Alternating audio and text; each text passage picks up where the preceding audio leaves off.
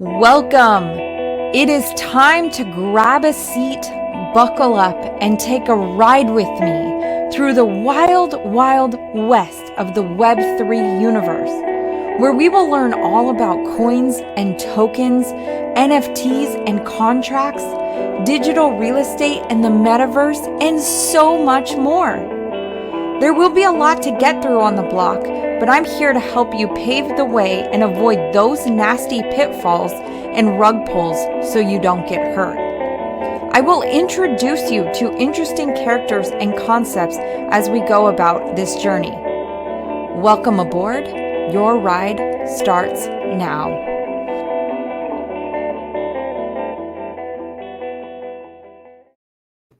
Hey, Dr. Brook, aka the Cryptopractor, here with you today. Thank you so much for being here. Hope you are buckled up and ready to take that ride because we are in for a fun one for this first ever episode of Dr. Brook on the Block. And today I want to actually help you understand what is blockchain? What is the blockchain? Why is there a lot of buzz around the word blockchain? How does that relate to crypto? How does that relate to NFTs, JPEGs, all of that, right? There's so much going on. So we're going to talk about what is blockchain and the history of blockchain today. And I also want to share with you my story, the origin story of how Dr. Brook got on the block, how Dr. Brook started her endeavor down the wild, wild west of this Web3 universe. Because let's be honest, if you're listening to this episode today, A, you know me and you are supporting my projects and what I'm doing, but B, you're also intrigued or want to know more, curious about the space. Maybe you know a little bit about the space and you don't know how things tie together. I'm going to be giving you an opportunity at the end of this to learn more and to go deeper with me and understanding blockchain technology and why I'm extremely passionate, excited, and just really all in on this. So story first. I got into crypto in 2021, so just a little bit ago, actually, not too long ago. What makes me think that I am, qualified to be teaching or talking about this? The fact that I've gone through tons and tons of research and I've put in hundreds of hours in understanding and connecting dots and going through the motions, listening to the people, growing and developing my own understanding of it. And so I'm learning along with you, and we are going to be taking this journey together, but I'm really just excited overall to be here. So in, early 2021, I had a patient of mine come into the office, working on him, no big deal, tells me, hey, Brook, you got to buy this coin. You got to buy this coin. And now for pretext of the story, or just to kind of add a little bit more to that, I've known this guy for over 10 years. Like, we've known each other from church, probably even longer than 10 years, because I think I was like 18 years old when we went to that church together. So I've known him a really long time, and I have a lot of respect for him. And he was really promoting this coin and telling me to get in. Now, I have had other friends in the past when I was in chiropractic school talking to me about crypto. But they weren't talking to me about crypto. They were doing exactly what this guy just did in terms of, hey, you got to buy this, you got to buy this, you got to buy this, you got to get in. Now, I'm a student. I'm on a student loan budget. I'm, not at all understanding crypto, buy Ethereum, buy Bitcoin. I didn't understand any of that back in early 2017. And so I didn't get in. But I had a basis or an understanding to some extent, or I recognized the words, right? So I knew the words because there were people who had challenged me or were asking me to get in, and I didn't. So here I am, fast forward about 4 or 5 years, and my patient comes in, Mike. And shout out to Mike Bennett for the introduction into this space, because you've really created a monster in a good way. And so I just really appreciate you and thank you. So I, see Mike in the office and he tells me to buy this coin. I'm like, oh my God, like not Mike, like not another person. Doo-doo-doo. It's from the street corner. Buy crypto, buy crypto, buy crypto, right? Like, for those of you who've had friends like that, you might be laughing right now, going, oh my God, I know that feeling, because it's just like, Lord have mercy, right? So I checked the box. I did as Mike said. I had 100 extra bucks. It was like no, skin off my back. It wasn't going to like make or break me. And I was like, all right, Mike, bought the coin.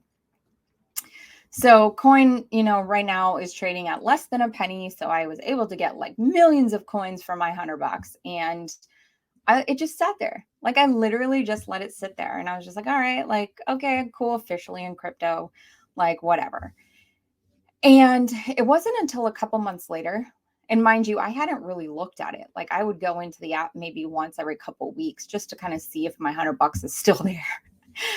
And, it'd be down, it'd be up, it'd be down, it'd be up. It's like, whatever. And so a couple months after the initial purchase, I'm walking around in the grocery store. My boyfriend's in town and my daughter. And we're, they're looking for ice cream in the frozen food section. We're pushing the cart, and all of a sudden I get this massive hit, like this hit to my chest. Like, for those of you who've ever experienced this intuitive guide, whatever you want to call it, sign from the universe, God speaking to you, however you define that feeling, where you get that strong feeling, either to talk to a certain person or to go a certain way home, and it like leads to these amazing opportunities or whatever. I know throughout life, if you really truly think about it, there have been moments in time that you have experienced those. This was not the first time I've experienced those strong intuitive feelings, but it's one of the first times that I've really actually tuned in and listened. So, as a certified DSA, or as a certified dynamic system analysis practitioner, DSA for short, part of my work is to have knowledge of the human body and how the human body works, but also operate from that intuitive, like higher energy, higher spiritual center, to be able to communicate with the human body in a way that helps people heal and, get better. And so that's what I do as a practitioner. As a crypto investor, or as a blockchain enthusiast, or like I like to say now, a blockchain officiant, or, I can't even pronounce the word, guys. Jeez. But a blockchain aficionado. There it is. And you're gonna experience a little bloopers in here, and this is gonna be real and raw, and we're not gonna edit, and we're just gonna like go with the flow, and you're going to see me learn and grow. And in the hopes, in return, I hope that you learn and grow and understand. You don't have to be perfect to put yourself out there. Like, I've struggled with feelings of having to think that I had to be perfect and everything be, prim and prop. And the reality is people want real and rawness. And if they connect with you based on what you're teaching or what you're sharing, then that's great. And they're connecting authentically to you and not to this brushed up version of yourself. So I digress. Now, in the frozen food section, get this huge intuitive hit, like an intuitive hit that I couldn't ignore. It was like, you need to buy more of that coin. Now I'm like, this is so bizarre. Like, this is so crazy bizarre, because I'm like, why am I getting this out of nowhere? But I'm also learning to actually trust those moments more and more in my life. And as I trust them more and more of them happen. So my daughter is now in custody of the shopping cart as I'm fumbling my way through the app platform that I use to trade my crypto, because I literally did not get into it very much at all over those, couple months prior. So I didn't know how to transact. I bought the first purchase with Mike's help. So now I'm here by myself, fumbling my way through in the grocery store as my daughter and my boyfriend are, trying to get the groceries, doing what they're doing. And I'm so preoccupied, face down, head down, trying to get this taken care of. We approach a cashier, guarantee she is looking at me like, what is this woman doing? Like, you can't even focus. I'm handing my daughter the card to pay, and I'm processing the transaction. Get the transaction processed, feel, okay, whew, got that off my back, right? Well, next morning I wake up, that coin shot up 40%. And then 20%, and then up, and it drops to zero. And it just, I'm watching it climb. And I'm like, holy crap. Holy crap. Like I cannot make this stuff up. Like I cannot. And so from then on, I said, you know what? Just like as a certified dynamic system analysis practitioner, I have the knowledge of the human body coupled with the intuition, and that's where the magic happens. I cannot utilize or trade crypto or do anything on the blockchain until I actually understand this, because I'm not going to invest solely intuitively and wait for that next intuitive hit. I need to know how this functions so I can make good calculated decisions, right? And so from that point on, it just like led me to learning more, listening to all kinds of hype people, and then all kinds of real people, and then all kinds of different things, people promoting different coins or talking about different things. And I was like, I don't understand how this all works. And so as I was pulling from all the pieces and these people that, I have a lot of respect for in the industry, teaching very high level things. Hey, what is Bitcoin? Okay, Bitcoin and this, but really not getting down to the fundamentals and having people understand, how do all of the pieces connect together? So a weird random fact about me is, in my brain, I can make all of these connections where I go, oh, Sally is related to John, who's John's grandmother, went to school with, your best friend, and boom, boom, boom. I make all these random, people connections in my brain, or I know how different influencers are connected to each other, right? Like how this person gets involved with this program and blah, blah, blah. And so on, right?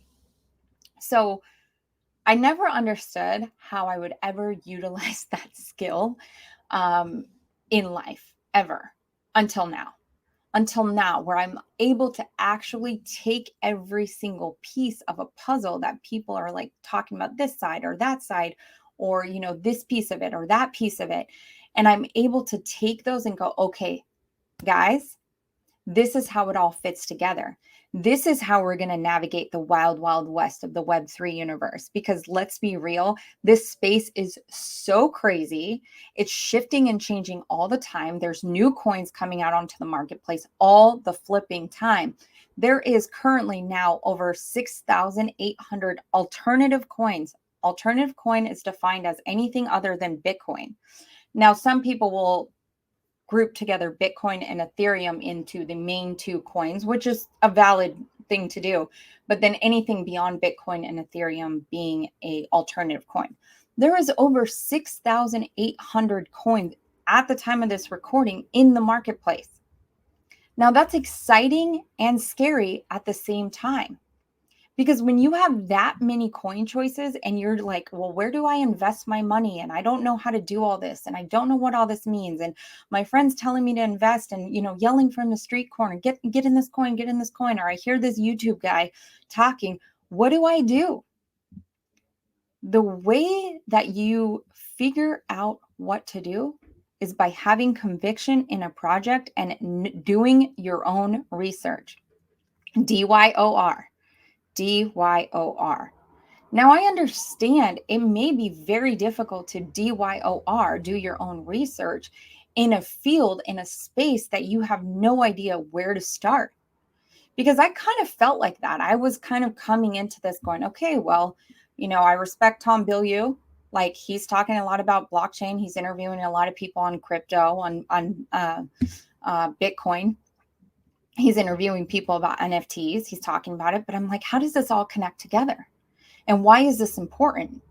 And so it was in that space and in this discovery that I'm like, oh my gosh, this is where this skill about connecting all these people or, different things together in my mind, this is where this is going to come in handy, because I can confidently teach you the fundamentals of understanding why this is important.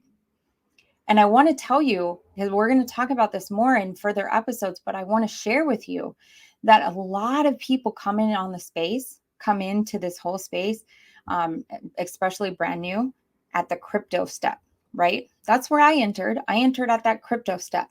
But really, crypto is secondary to blockchain. Crypto is a part of the blockchain. NFTs are a part of the blockchain. So if you're going into crypto and then you figure out crypto and you got your wallets all set up and you're doing that and now you're purchasing NFTs, or you're figuring out a wrapped coin versus a non-wrapped coin and how to do auctions and all of these things, it's like, it's so overwhelming. So let's take it back. Let's take it back down to the blockchain. I am going to put a shameless plug here for my course. I teach a course, Getting Started in Crypto. I'm going to put a link as a gift, and for the pre-launch or the launch of this new podcast, I'm going to gift anybody who signs up with the link down below a free access to this course.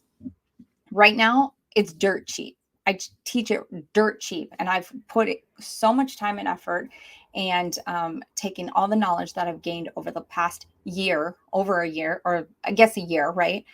And putting time and energy into learning this and putting all the pieces together so you can confidently go, oh, okay, that makes sense to me. So then when you hear somebody use a definition or a term or talk about a different coin, you know exactly where to go to research, you know exactly what those terms mean, and you know exactly how to vet those projects, right?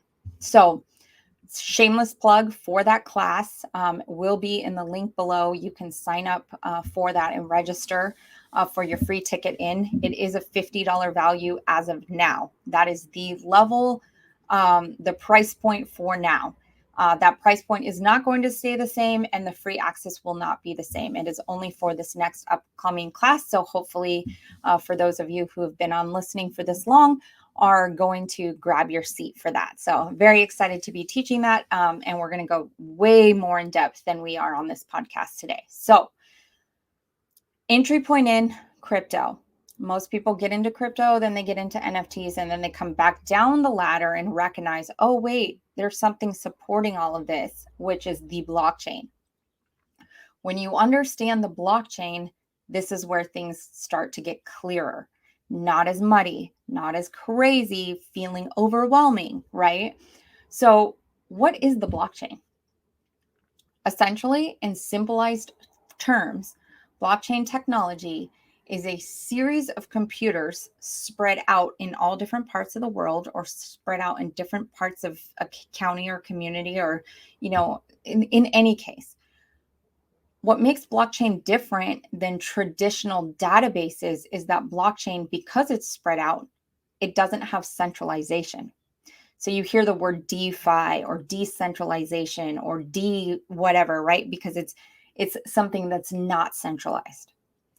Now, if we take this back down to, like, think about the Federal Reserve, for instance. For all of my US listeners and international people may understand this as well, but Federal Reserve is the currency in which the United States runs on. The Federal Reserve note.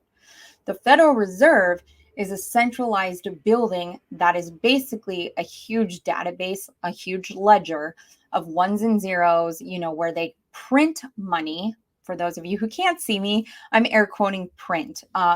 It's not actually printing currency. I think it's about 3% of our actual currency is in paper or coin form. The other point, or the other part, 97%, is in digital electronic forms. Like, think Venmo, think PayPal, think using your credit card, think all of those. That's all electronic. So the Central Reserve, or the Federal Reserve, is a central database. Everything is housed together. Things in the cloud, right? Like Apple or those, they have like centralized databases. That information is put into just stacks of data on top of each other, essentially. What blockchain is, what makes blockchain different, is it's a linking of chains. So once one block is full, then another block gets, built, and then they link together and they link together and then link together. And the information on my computer, if I'm a computer node, NODE, or if I'm a miner of a particular cryptocurrency or project, like that information is on my computer. And it's also on somebody's computer in Seattle, and it's, in Texas and Pennsylvania and India and Switzerland and Norway, all these different places, right? That information is also on those. So if any data in that chain or in that block gets messed with or changed, it's going to mess up and break the chain all across those computers. So this is where blockchain technology becomes this almost immutable like software, or this immutable system. Now, of course, for those of you who are saying, Dr. Brook, are you kidding me? Or, hey, Miss Crypto Proctor, are you kidding me? There are, people who are using this for bad, and they're, blah, blah, blah. Of course. There are bad actors in everything that we do. There are bad actors in everything. Think about all of the technology that we've had in advancements in. Are you kidding me? Most of the time, all of those advancements in technology happened as a result of a bad actor using them first. Because it's bad actors who tend to adopt early technology because they're trying to, circumvent the system. So there's been a lot of stuff going on with blockchain technology for the last 12 years. Okay. Blockchain technology has been around, first introduced in 1991, and, has then, made its way through. In 2009 or 2008, I should say, the first white paper was ever, or like the first, let me get these facts to you straight. 2008, Satoshi Nakamoto, the founder of Bitcoin, published or like talked about, blockchain technology for peer-to-peer currency. In 2009, so the beginning of 2009, in January, he published the first white paper on Bitcoin. Okay. He is to be like, we don't know where he is. He maybe not even like alive. Who knows? He's hiding. Maybe that's his alias name. Who knows? But he saw a world where people and communities would have peer-to-peer access to currency, right? This wasn't a centralized system and the banks telling you this is what you can get. If you can play the game or play in the Bitcoin world, then you can play with this peer-to-peer space. So there were all of these blockchain computers, right? The history, 1991, Satoshi Nakamoto, 2009, publishing the first Bitcoin paper, and then now other companies coming out and building out blockchain technology. Ethereum, which is the other coin, the other big coin that you may have heard about, Ethereum was born out of the frustration that Bitcoin was only like allowing currency transactions to happen. Again, these are very simple terminology or simple explanations. You can go into this a lot further. But Ethereum was frustrated that Bitcoin would not allow other things to be built on top of that chain. And it was only like there was only currency. It was only that. And so Ethereum was born out of this idea that, hey, we need to have decentralized apps. We need to have all of these different things happen and create an entire ecosystem. So Ethereum is a blockchain. Bitcoin is a blockchain. Tezos is a blockchain. Solana is a blockchain. Terra Luna is a blockchain. There's so many different blockchains. And so if you get confused on why is there so many different blockchains, think Apple and Google. So you have your iPhone and you have your Google Pixel, or, whatever it is, like Samsung, like anything not App Store, Apple iStore is Google, Play Store. And that's where you download your apps. So those are two different things. And there's apps that are only on iPhone and there's apps that are only on Google Play. And, you can't interact with one, like if you don't have the other. So this is the blockchain. This is the apps built in.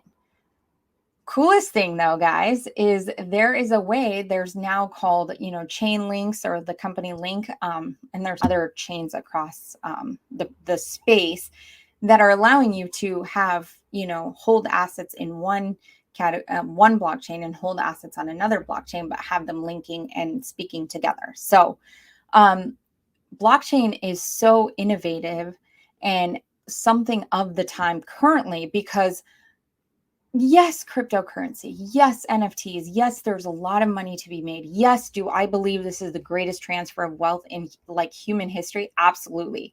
Because this is the time that us as retail investors, you and I, are able to get in on the space, not being an accredited investor or not given the same opportunities that other people with a lot of money have already been given, right? We are given these opportunities. That's both a great thing and a curse, because if we don't know what we're doing, we can be looking at losing thousands of dollars. If we know what we're doing, we make safe bets and we make safe moves and we move and we take calculated risks and we have massive gains from that. And so this is what we're going to be talking about. Like the characters and the concepts that I'm going to be introducing you to over the course of as this show evolves are going to be discussing this concept of doing your own research, understanding different things, but knowing good and bad apples when you see them, being able to tell right away, oh, this is a scam, I'm not a part of that, so you don't get hurt. But the to go back to my latter point about how incredible blockchain technology is, especially like it's bursting at its seam right now. It is in its infancy state. There isn't right now a lot of regulation around it. And so 2022 is supposed to be the year that cryptocurrencies, that blockchain technology becomes regulated by some regulatory boards to help protect. But again, both good and bad. We don't necessarily want a ton of regulation to where we get our hands tied in some senses, but we also want some regulation to where, some bad actor can't just come in and put out a white paper saying what they're going to do, raise all this money, and then pull the rug out from underneath you, right? You want to be protected against that by these regulatory boards. And so there's goods and bad to that. And we're going to look at the positives of the regulation and how it's going to have, full market adoption. There are already huge, huge, huge institutional investors coming in the space and starting to, take some of the portfolios that they're working with and investing in crypto. So this is not one of those things that's a fad. This is not something that, is just going to go away tomorrow. Technology never moves backwards. I want to say that again. Technology never moves backwards. This is a forward motion, a forward moving freight train. It's moving quickly. We're still very early on. So if you feel like you missed the boat, don't feel like that. This is a time for you to really dive deep, to get involved, to take my course if you haven't taken it, and to really learn and evolve and grow. Because what blockchain technology is going to disrupt is going to disrupt the home buying or the home buying process. It's going to disrupt certain, legal things. We're going to have a need for attorneys. We're going to have a need for different things. But with the smart contract aspect of the blockchain, the fact that you and I can go into a contract with each other. I don't need a title company to come in and process the title for me and take their couple $1,000, $100, whatever it is. I don't need that. It's like you purchased my home, the money hit my account, the title automatically gets sent to you on the blockchain. It's a public ledger. This can all be seen every step of the way, right? NFTs. Yes, there's a lot of NFTs for gaming and different game pieces and those kind of things, but NFTs, there's a lot of NFTs with utility. And I've had a lot of people come at me and say, I can't believe people are spending this much money on a picture. And can you, da, da, da. But the understanding about NFTs and creators is that NFTs are going to have utility for the person who purchases that or holds that. And they're going to either get money back for holding it. The value of it could go higher. There's things that, like, I know UC Berkeley just sold 2 patents as an NFT and raised money for their research foundation utilizing blockchain technology. So while we might experience a bubble and there is an NFT winter coming, according to Gary Vee, there is a lot of potential in this space. And so on that note, understand smart contracts, legal things, like this is something you can be on the offense of right now, or years from now be on the defense and go, dang, I wish I listened to that crypto proctor. I wish I listened to Dr. Brook when she was talking about Dr. Brook on the block and putting out this podcast, because the reality is this is such an incredible time. And I'm so thankful to be a part of it. And until next time, guys, thank you so much for listening. We are going to take another ride. The ride that you're on right now is ending, and we will see you on the next one. Thank you so much. Congratulations. You made it through another round on the block with Dr. Brook. I hope you laughed and learned a bit more about this crazy Web3 universe, but how simple and fun it can really be. Would you be so kind as to leave us a review and share it with your friends? It would mean so much to get this out to more people as we embark on the greatest transfer of wealth that has ever happened in history. Hope you enjoyed yourself. We'll see you on the next one.